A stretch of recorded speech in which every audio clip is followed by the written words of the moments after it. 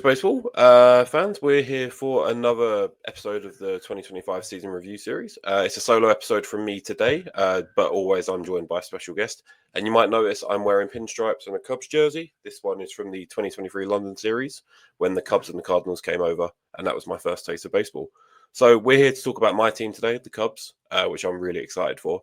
And joining me, this is kind of a bit of I'm going to nerd out here, but when we first got into podcasting, I would sort of review or, look at how other podcasts do it. And this one I love. I listen to them 3-4 times a week. And when the season's on, even more. So joining me from Locked On Cubs is Sam Olbur. So please welcome Sam to the podcast.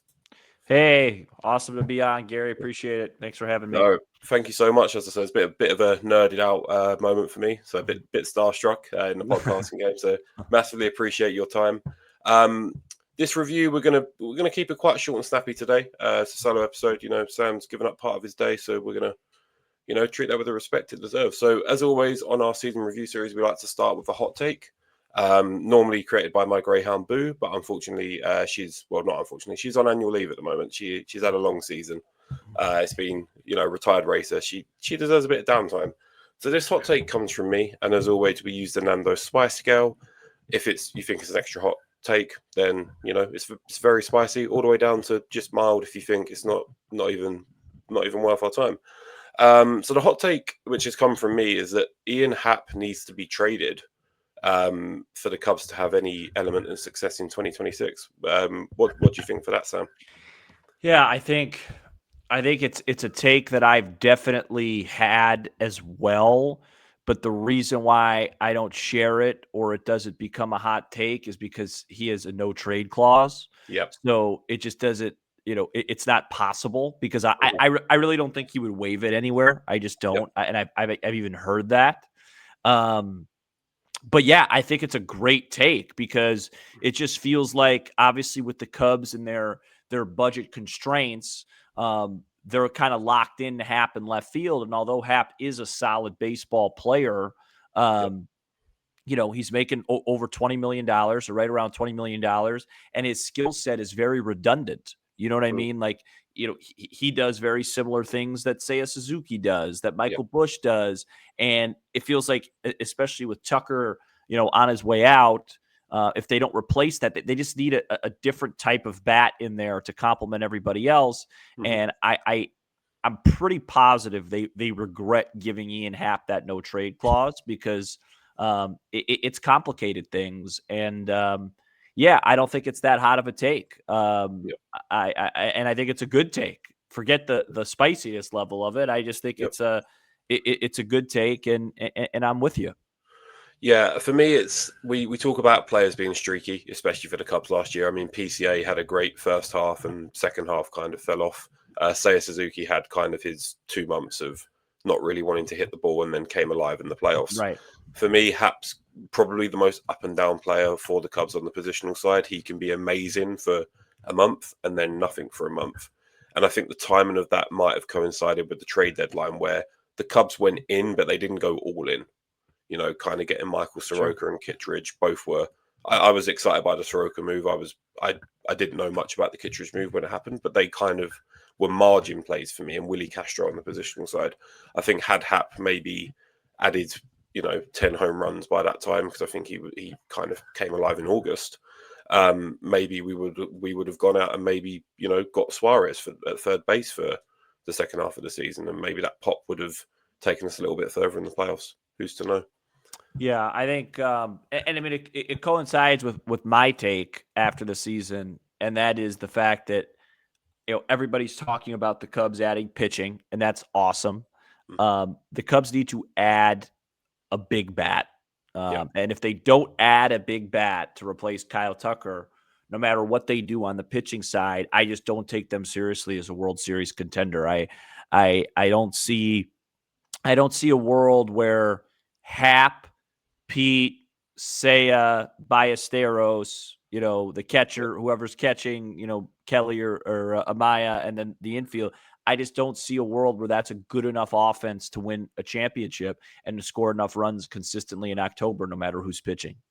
No, I totally agree, and I think the starting rotation next year could be a strength for the Cubs if they go out and get someone. But Yeah, I think me for me, too. I was excited by Owen Casey when he came into the outfield. I think he showed a little bit of power, and I think if you can find a world where Casey plays left, PCA in center, and you go and get that impact bat, like maybe Kyle Schwarber. I know it's been bandied around by quite a few Cubs fans. Right. And you have a mix of Suzuki, Schwarber. I'm probably Schwarber's best days in the field are behind him, unfortunately, at this point. But Right.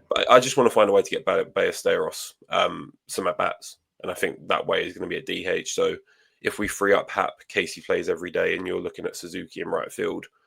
I agree. I think we're probably still a power bat short, but it looks a lot better on paper than it does with Hap. So yeah, I find it hard to believe if they add an arm via trade, which yeah, which seems like a possibility. It feels like it's either going to be Michael King via free agency or a trade. yeah. Casey will have to be in that trade, Mm. and that's where I've kind of accepted that. But if they don't, if they're able to add it and just spend the money to do it, then they'll be able to keep him. Yeah, I think either Casey or Ballesteros will be the one to Yeah. go in a impact trade for a starter. But anyway, that was a hot take. Thanks so much for taking part in that. We're going to move on to kind of the 2025 season review, which is the main portion of the show. So the Cubs finished actually had a really good season, especially compared to the last two. They finished the regular season with a record of 92-70, which probably in any other division you probably win that division. But unfortunately, the Milwaukee Brewers existed this year, and they were just, phenomenal. So we finished second in the NL Central, made it into the Wildcard Series, beat the Padres 2-1 at Wrigley Field, and then went into a best of 5 against the Brewers. And it's safe to say that was a real swing of emotion, that series, with the first two games going the way they did. Coming back to Wrigley, Jameson Taillon, I think I've never seen him pitch as well as he did in his 2 playoff starts. I thought he was immaculate for those two. Matthew Boyd came back and, redeemed himself, I'd say. But then we went into game 5 back away to the Brewers, and the Brewers unfortunately came away with a win, and that was the end of the Cubs season. So I guess my first question is, if you could sum up the Cubs season in one word, what would it be and why? I would probably say, um, I would have to cheat and do two. I would say right direction. Yep. We can put a hyphen in there. We're good. Yeah, put a hyphen in there. Intriguing, things like that. I mean, I look at the Cubs season from 2 different perspectives. And I always do this with this team. And I think sometimes it could be a little bit annoying and take away the fun of the moment. Yeah. But I look at it in 2 different things. I look at what I'm actually watching, and then I look at the deeper meaning, the micro macro of it, right? Mm-hmm. The season was successful. Yeah. They won 92 games. They played well. They showed themselves well in the postseason. They hung in there with Milwaukee. They beat a team that I personally thought on paper was better than them in the playoffs in San Diego. And it was good, and it was fun, and it was a good season. But on the other side of it, I also know that they didn't take that big leap during the trade deadline. And I know in that front office, we just had one of the bigger Chicago radio guys on our show, David Kaplan, who was talking about how he heard, they put out basically like an 87, 88 win team every year. And if things go well, you're going to be where you were in the 90s. And if things go poor, you're going to do all right with the 83 wins and whatever. And I don't feel like that's the sustainable way to win a championship. Yeah. And I think this was an opportunity to go for it. They didn't do it. And so it's like, on the one hand, I'm very happy with the season that they had, but I know that the front office is even more happy and that they consider it a success, and they're just going to try and replicate that again instead of really putting out a team that I think could win a World Series. Because as good as that team was, there was never a point in time where I thought they were World Series good. Yeah. And so yeah, I think that's where I'm at. Good, but I'd like to take the next step. Yeah, that's fair. I think we looked good in I thought April after the Dodgers series. Yeah. We were like, I was actually in America at that time, in Florida for just on a holiday, and I was kind of watching them games live, and I was like, oh my God, we are like, this could be a really good team. Mm-hmm. Only I didn't know that the Dodgers were going to sleepwalk their way into the playoffs and then decide to turn up and go the whole way. But it showed that we could compete with, the best team in baseball currently, which on paper was the Dodgers, and at that time, on paper was still the Dodgers. I guess what did you feel like really went well for the Cubs this year? If you could, put your finger on like what was the key point to the Cubs' success this year? I would just say overperformance from guys that just you didn't think you were going to get that. You didn't think you were going to get a 30-30 year out of Pete. You didn't think Carson Kelly was going to be really close to being an all-star. You didn't think Brad Keller was going to be one of the better relievers in baseball. You didn't think Thielbar and Pomeranz were going to be key guys late. And you didn't think Michael Busch was going to have the year that he had. I mean, they really got over performance in a lot of areas. And when you look at the other side, like who really didn't perform that you were expecting to, the one would just be the Steele injury. Yeah. Outside of that, and, even the guys that didn't have great years, banner years, like an Imanaga, it's not like they were complete disasters, No. And that's what concerns me for 2026, because I just don't know if you could bank on that happening again. Yeah, one player I'd like to give a special shout out to, I think Nico Horner was great. the Cubs. I mean, the man can just hit. Mm-hmm. I mean, I know he was second in the batting title to Trey Turner with the average. I just thought he was, every time there was a player on base, you were like, okay, he can get a run in here. For sure. And Gold Glove defense on the other side of the ball. On the other side of that, kind of what was an area that you think that you'd like to see the Cubs improve on for next year? Yeah, I think based off of just the Horner aspect, having other guys that could hit with men on base in the clutch, and putting the ball in play and situationally hitting, because it just felt like, when they weren't hitting home runs, they weren't that successful. And a lot of teams are like that. And there's a lot of back and forth of like, does that even matter anymore? Home runs are what you lean on. But I think if you're going to win a World Series and you're going to have to go through the Dodgers, and face those guys, you're going to have to shorten up, make more contact, grind, basically what a lot of what the Blue Jays did in what I thought, a deserving effort to win the World Series. But I would say situationally hitting would be the top one for me. Nice. And then I feel like we can't close out the 2025 season review without talking about the biggest acquisition from last year being the Kyle Tucker trade. Yeah. At the time, I was really excited for it. I think what we gave up warranted the one season of Kyle Tucker, in my opinion. But ultimately, whether it was down to injury or I don't know if there was maybe a bit of disinterest in there towards the end. Again, I haven't watched Kyle Tucker enough with the Astros previously to know. For me, his facial expressions were just going through the motions. Like, PCA hit a home run or Seiya Suzuki hit a home run. You could tell they love that. Right. Especially Pete. His just enthusiasm for the game was infectious. But when Kyle Tucker hits a home run or hits a double, it just kind of seemed like, oh, okay, yeah, this is kind of what I'm here to do. And likewise, when he was rolling out, infield hits to second base and just rolling over the balls every time he hit the ball in the second half, it was just the same reaction. So what I guess the question is, do you think the Kyle Tucker trade in hindsight was a good trade? And I guess, what did you feel like you got out of him as a Cubs fan? Yeah, I think his personality is the same regardless. That's just a taste thing, like it just, I don't think he was going through the motions. I just think he was struggling. And when you have a personality like that and you're struggling, it feels like you're only going through the motions. I think my take on the trade was I love the idea. I love the idea of a home run trade like that, because that's unfortunately what the Cubs have to do, because they're not going to spend for a player like that. Yeah. And I think it worked up until he didn't perform, And so in that regard, that's the frustrating part. I think if he had the year that Jed Hoyer was hoping for and he continued what he did, I mean, he had a nice year. But if he had an MVP caliber year, I think the Cubs probably would have beat Milwaukee and, went to the National League Championship Series, which is probably what the goal was, probably what the ceiling was, and the reason why you make a trade like that. So in hindsight, I love the trade. I just don't love the fact that for whatever reason, the second half of the season, he was a non-factor. Yeah, and I think that's what ultimately hurt the Cubs, because as you and Matt have said multiple times on Locked On Cubs, when he was hitting, the rest of the lineup was hitting. And it seemed like when he went down, Seiya went down, Pete went down, Michael Busch was a little bit more he seemed to be kind of on his own, where he'd go through through the motions of really good, and then even when he wasn't good, even when he wasn't like hitting the home runs, he was still like, an above average hitter, and he played really good defense. Right. Quick note on the pitching: Matthew Boyd threw the most innings he ever had since 2019, I believe. He was incredible. Imanaga, as we said, was up and down.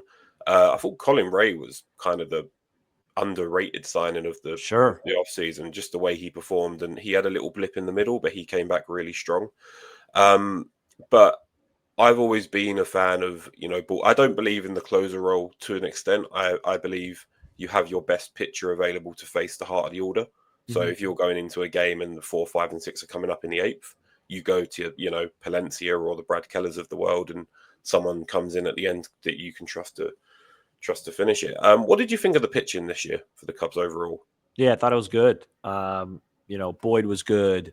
Obviously, Cade was amazing. That's another injury that, that's another one where, you play that what if game. If that injury doesn't happen, I'm not sure the Cubs don't make it to the NLCS. Colin Rea was excellent, as you mentioned. Taillon finished the year very strong. For the first time since we've been covering the team with the podcast, it felt like their bullpen was really in place and strong, by mid-May with Keller, Palencia, as I mentioned, Thielbar, Pomeranz, those 4, and then Kittredge being the add-on at the deadline. I thought their pitching was, honestly, I thought it was pretty excellent. And I think I'm glad that they are going to address that, though, because as you mentioned, Boyd throws his most innings since 2019. Cade throws a ton of innings. Steele coming off Tommy John. Feels like Shota, is not the same guy. He could use some extra rest. Taillon gets hurt a bunch. So, if they could add more pitching and let those guys breathe a little bit, that's probably the right way to go about it. Yeah, I'm glad you kind of mentioned the thought of wanting to add pitching, and we already have with Phil Maton at the time of this recording being a nice bullpen piece. Right. Forgot about that. So already. We're going to move on to sort of the 2026 outlook. And a big part of that outlook, as it is in every season in baseball, is free agency and the trade market. You've kind of highlighted it already, but on the pitching side, who would you like to see the Cubs go out and get via free agency or a trade? Yeah, I think the Michael King thing is real because I think it's going to be, affordable. I'm okay with that. I think that's another guy I'm all right with. I would probably say trade wise, Joe Ryan would be at the top of my list. I don't think they're going to trade for Skubal. I don't think Detroit's going to do that. Mackenzie Gore, Edward Cabrera. I think any of those ads would just give their rotation just some insurance and stability at the top and really put their rotation, by the time Steele's back and healthy and you're going into the second half of the year, let's say, and you're rolling out, a Joe Ryan, a Cade Horton, a Justin Steele, a Matthew Boyd, Ty. They'd be really hard to beat on a daily basis in that scenario. Would you like to see a 6-man rotation next year? I don't know if I'd like to see it, but I think if everything goes well and everybody's healthy, I think that's what it's trending towards, right? Because if you just do the math, Horton's one. Oh, let's not in any order. Horton, Steele, Boyd, JMO, Shota. That's 5. So if all those guys are healthy, and then they add a big arm, like they're not going to not start one of the 5 guys. Yeah. So it would either be that somebody's hurt, somebody's getting maintenance, but when they're all healthy at the same time, I think that's where they're leaning towards. Yeah, and to be honest, if they're all going 6 innings, then you can afford the one less arm in the bullpen. Right. To do it, yes. Yeah, and you could they'll be fresh, and then you have Ray back there if you need him. Yeah, perfect. And then on the reliever market, obviously the numbers I've heard for Edwin Diaz, kind of 4 years, $100 million. I think. Yeah. I know the Cubs aren't going to spend that anyway. I've only been a Cubs fan for 3 years, but I can already tell you they don't spend as much as they should. Yeah, and you don't want them to spend that. Yeah, no, not on a reliever. Yeah, great reliever. Don't get me wrong, but you never want to spend that much. Is there anyone in the reliever market? Obviously, most of the bullpen isn't coming back next year as it currently stands. I think you're looking at Palencia, Porter Hodge is still about, and obviously Phil Maton, who's signed. Is there anyone you'd like to definitely see come back and you think the Cubs will do? And then also anyone that could be like a reclamation project or like a Pete Fairbanks you'd like to see, for example? I think I'd like to see Pomeranz come back. I just think Yep. that's a really good fit from the left side. I think I'd like to see Thielbar come back too. I think those two guys give them flexibility from the left side. They're safe guys. You don't have to pay them a lot. Yep. As far as the market, I mean, they already got Maton. They probably need to go get one more like high level arm. Yep. Fairbanks, somebody like that. I'm not huge with the relievers. I don't, because I have no idea who's going to be good and who isn't. But I think somebody like that, yeah. Nice. And then on the positional side, I mean, with as kind of it's been mentioned, a lot of the team have no trade clauses, but also a lot of the team are going to be hitting free agency after the end of this year. Is there anyone you'd like to bring in on the positional side, even at DH, or anyone you'd be interested in, again, free agency or trade? Absolutely, for me. I mean, but I just don't think it's very realistic. I mean, I would love to bring Schwarber back. I think he would give them something that they don't have. Just a 50 home run plus power with some swagger, with some juice, some leadership. Bo Bichette's a guy I would love to have. I think there's a world where they go get like a platoon guy, like a Rob Refsnyder or Randall Grichuk type, because those guys hit lefties and they need a righty to hit. But there's plenty of guys that I'd like to add. If I had to pick one, I love Schwarber. I'd love to bring Schwarber back. I don't think they're going to do it, but that's what I would love to do. Nice. So I guess it's kind of then, if we're talking sort of more realistic, who would you see them adding? From the names you mentioned? Probably somebody like a Grichuk or a Refsnyder to platoon in the outfield, and maybe even a little bit at first base. Nice, perfect. So they sound like solid additions, and I don't know how good the Brewers are going to be this year. I think that's probably going to be the biggest question for the Cubs' success, because if you take Kyle Tucker out of it, I think, on paper we are a worse team without Kyle Tucker. But if they bring someone in that can kind of fill the void, would you be interested in maybe, giving Matt Shaw a little bit more time, maybe as the bench piece / giving some more defensive reps? Would you be intrigued in like a Suarez, or, as you mentioned, the Bo Bichette? Yeah, I'd be definitely okay sacrificing Matt Shaw's playing time for Bo Bichette for sure. Yeah. Probably not Suarez, because I just think he's an all or nothing hitter. They have plenty of those guys, but Bo Bichette, I think, would really make this lineup just super dangerous and fun to watch. He's essentially like Nico Horner, but with power. Yeah, I guess the only other name that springs to mind is Alex Bregman. Would you like to see him on the Cubs? Not as much as Bichette, but I think that's probably the more realistic option because of price. Yeah, that makes sense. And he had a good season in Boston despite the injuries. Wasn't all-star. So that wraps up the free agencies and trades part. I guess, we're not a gambling podcast, but we do like to, set challenges. Sure. What would you say the under/over is on the Cubs wins for next season? Yeah, I couldn't really set it because there's so much things to be done. I think I think they have, like, in terms of just total transactions, they probably have about 5 or 6 more like significant transactions coming, right? They're probably going to sign 2-3 more relievers. They're going to trade for a starter. They're going to get probably somebody offensively. So it's hard to set it. What I could do, though, is set it what I think where it needs to be. And I think where it needs to be is 89.5.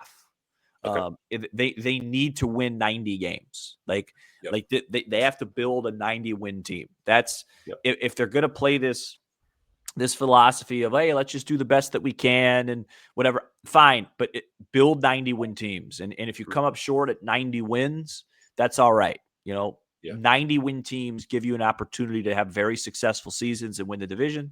And as you said, you'd hope, you'd think that the Brewers will come down a little bit. They're going to lose Freddie Peralta now. There's a lot that's going to happen, but every time you say that, they still fight. They get better. So you have to assume they're going to be good. The thing the Cubs have going for them is, I think St. Louis is in a full rebuild. They just traded Sonny Gray. Cincinnati's spunky and tough, but they're they're not dangerous, not that dangerous. And, Pittsburgh hasn't been relevant in this division in quite a long time. So, it does feel like a 2.5 horse race again, and not a lot of teams could say that. So, yes, it's definitely one of the more wide open divisions in baseball when it comes down to, them and the Brewers being like, it could be either one. And like you said, the Reds are a sneaky good team, I'd say. I mean, I think they snuck into the playoffs last year. I think they're going to have another year of Andrew Abbott and Hunter Green in the rotation.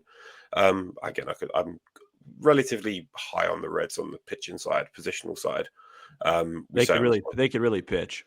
Yeah, on the positional side, we say it all the time. Ellie De La Cruz is a 5-tool player, but it seems he only uses 2 at once. He's either going to make an error fielding or he's going to strike out a lot, but could also kill you with home runs and brilliant fielding. I guess my last question on the sort of looking ahead is why would I be, if I was a neutral, why would I be high on the Cubs going into 2026? What would make you excited for next year, do you think? Just the young guys, Pete in center, Cade pitching, Shaw, you know what I mean? The young guys, they have some young talent. They, even Bush, you can consider throw in that category. And they're fun to watch play defense. They're a good group of guys, and they have a lot of work to do. Hopefully the answer to that question is a lot more clear in a couple of months. Nice, and that's going to wrap up the main portion of this recording. So thanks so much for joining us. It's a Brit Does Baseball tradition, though. We like to end our podcast with a start bench cut. Yeah. We normally do a baseball and a non-baseball one, but we're just going to focus on baseball today. We could do both. We could do both. We could do a soccer one if you want. I'm not as well. I'm a Spurs fan, so I'm trying to keep away from soccer at the moment. Football. I should say football when I'm in. No, we can alternate between two. For the Cubs related one. So, I want you to imagine the Cubs are in the playoff series as we were last year, and the teams we're facing. And I'd like you to start bench and cut the feeling of how it would feel to beat this said team in either a championship series or the World Series, because with the American and National League permutations. So the teams I've got for you are the St. Louis Cardinals, even the Milwaukee Brewers and the Chicago White Sox. So who would you most like to beat as your start, and then cut is who you're not that bothered on? I'd probably start Milwaukee. Mm-hmm. That'd probably be who I'd want to beat most. Yep. I'd probably bench, because I'd have to bench the Sox because the Sox would be a World Series. Yeah. So like if we lost to the White Sox in a World Series, that'd be really hard to swallow. Yeah. So I'd probably go start Milwaukee, bench the White Sox, and cut the Cardinals, just because for me, the Cardinals rivalry is not, I think older people would still start the Cardinals. But for me, that rivalry, it really got flipped in 2015 when the Cubs beat them. Mm-hmm. And since then, it's been Milwaukee, right? It's been the last 7 years. It's been Milwaukee. So they'd be at the top of the list. And like I said, just now, if the Sox were in the National League, I'd probably cut the Sox and start or bench the Cardinals. But since it's a World Series, I mean, I can't imagine what a Cubs Sox World Series would look like in the city, and the Cubs could not lose that. Yeah. But as you requested, we'll do a non-baseball one as well. So Chicago sports teams, there are other sports other than baseball. So I want to give you the Chicago Bears from the NFL, the Chicago Bulls from the NBA, and the Blackhawks from the NHL. Yeah, that's an easy one. I cut the Hawks because I don't watch hockey. Okay. Bench the Bulls, start the Bears. Nice. The Bears are having a really good season. Yeah, they are. Yeah, my partner's from Chicago, hence why I'm a Cubs fan. So we've been watching all the Bears game. We caught the last quarter against the Eagles. It was great. Yeah, it was fantastic. I for my sins, I'm a Los Angeles Rams fan when it comes to football, just randomly. So it's looking quite good for both the Bears and the Rams. Yeah. Hey, it could be the NFC Championship. Yeah, that'll be a fun one for the household, let's say. That's pretty much going to wrap it up here. Sam, thank you so much for joining me and Brit Does Baseball. If you want to catch Sam and Matt, they're live. Is it you do 3 or 4 shows a week in the off season and then 5 in the mostly 5, still 5 for most weeks? Yeah. You can catch them on Locked On Cubs, YouTube, wherever you get your podcasts. Sam, thank you so much for joining me. It's been a pleasure. Thank you, listeners, and we'll catch you on the next episode. Thank you and goodbye. All right, man. Have a good one. Appreciate it.